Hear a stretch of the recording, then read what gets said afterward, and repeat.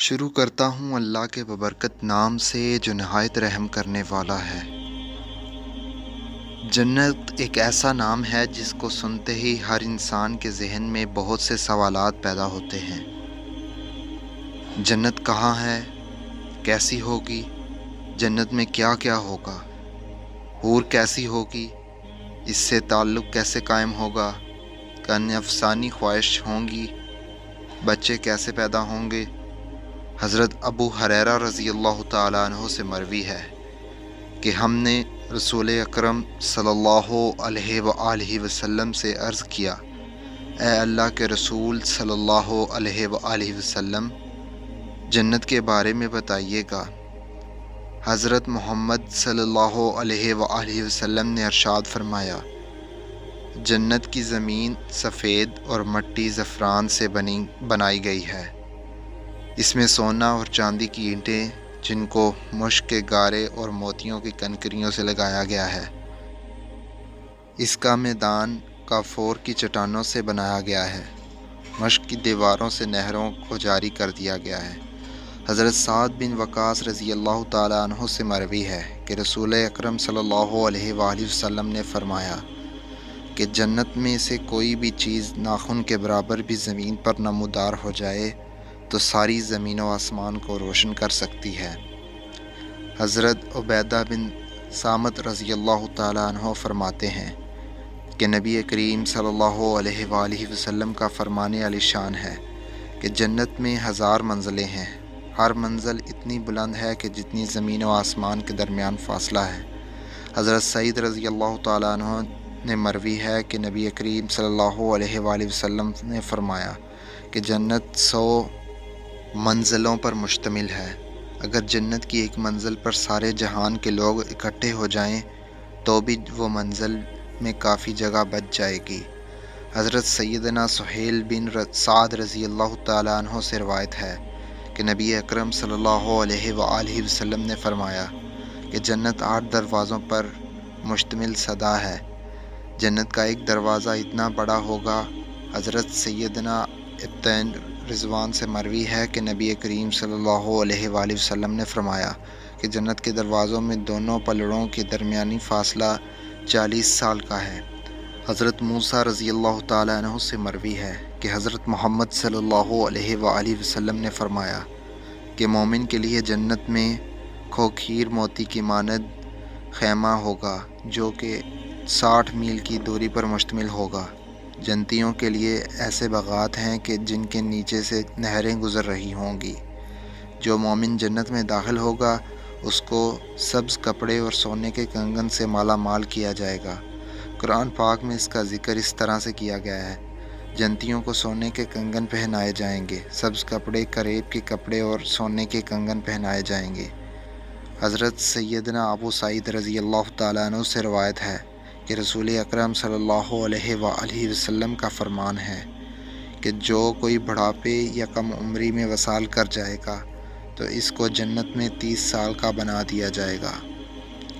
جنت میں داخل ہونے والے مومن ٹیک لگا کر بیٹھیں گے، اس طرح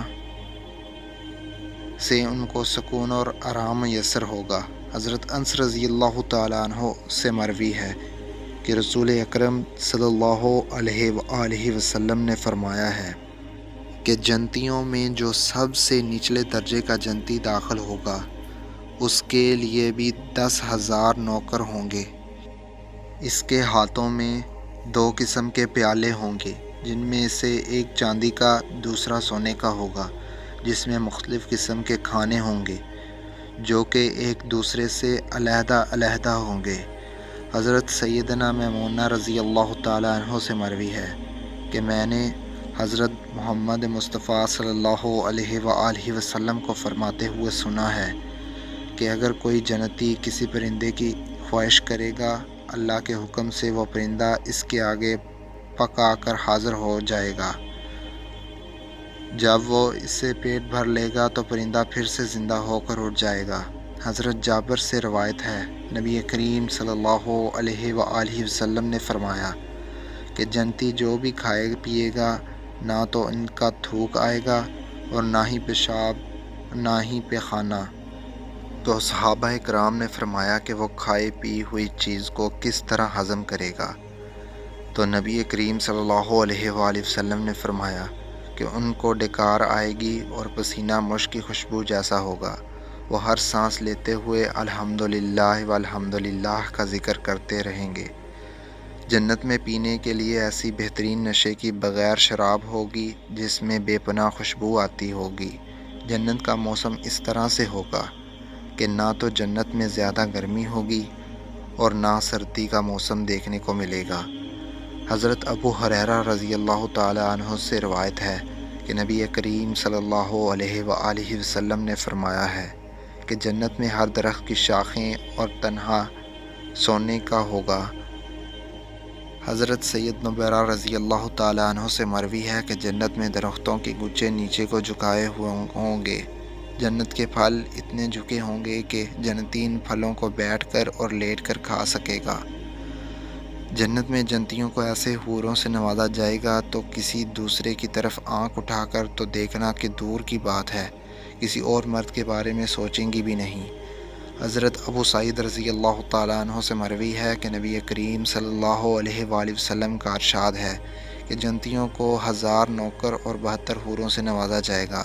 جنتیوں کو ایسی حوروں سے نوازا جائے گا کہ حضرت انس رضی اللہ تعالیٰ عنہ سے مروی ہے کہ اگر وہ حور آسمان سے زمین کی طرف دیکھے تو زمین خوشبودار اور نور سے مالا مال ہو جائے گی۔ ان کے سروں کو ڈوبتے ایسی ہوگی کہ جو کبھی بھی کسی نے دیکھے نہ ہوں گے۔ حضرت سیدنا سعد بن ابی وقاص رضی اللہ تعالیٰ عنہ سے مروی ہے کہ رسول اکرم صلی اللہ علیہ وآلہ وسلم نے فرمایا کہ اگر کوئی جنتی زمین کی طرف نیچے دیکھے اور اس کے کنگن ظاہر ہو جائیں تو کنگن کی روشنی سورج کی روشنی کو اس طرح سے مٹا دے گی جیسے صبح ہونے پر سورج چاند اور ستاروں کی روشنی کو ختم کر دیتا ہے۔ حضرت سیدنا عبداللہ بن مسعود رضی اللہ تعالیٰ عنہ سے مروی ہے کہ رسول اکرم صلی اللہ علیہ وآلہ وسلم نے فرمایا ہر حور کی پنڈلی 70 ہالوں کے باہر بھی نظر آتی ہے، یہاں تک کہ اس کی پنڈلی کا مغز تک دکھائی دیتا ہے۔ گویا اللہ تعالیٰ کا فرمان ہے کہ وہ لال اور یاقوت اور مونگا ہے۔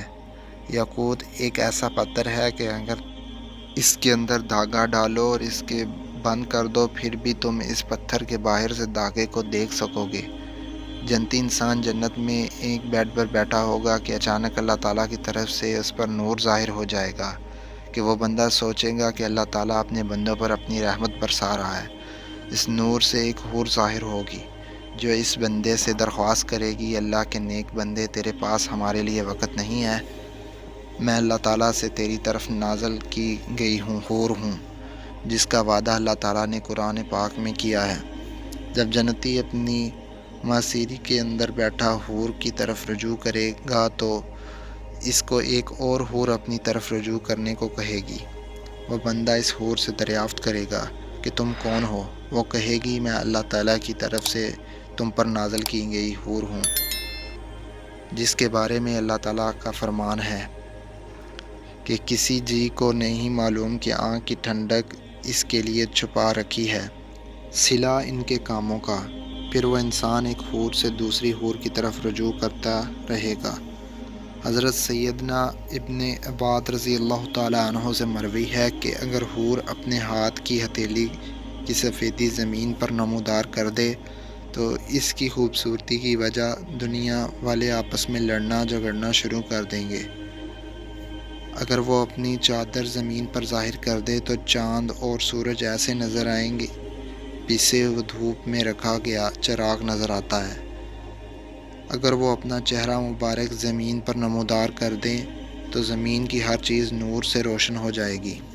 ابن عباس رضی اللہ تعالیٰ عنہ سے مروی ہے اگر جنت کی حوروں میں ایک حور 7 سمندروں کے اندر اپنا تھوک ڈال دے، اس تھوک کی وجہ سے 7 سمندر شہد سے بھی زیادہ میٹھے ہو جائیں گے۔ جنتیوں کو کم سے کم 2 ایسی حوریں بھی ملیں گی کہ جنہوں نے 70 جوڑے پہن رکھے ہوں گے لیکن پھر بھی ان کی پنڈلیوں کا گوشت نظر آئے گا۔ ان کی رخسار ایسے صاف ہوگی کہ ان میں سے جنتی اپنا منہ شیشے کی طرح دیکھ سکے گا۔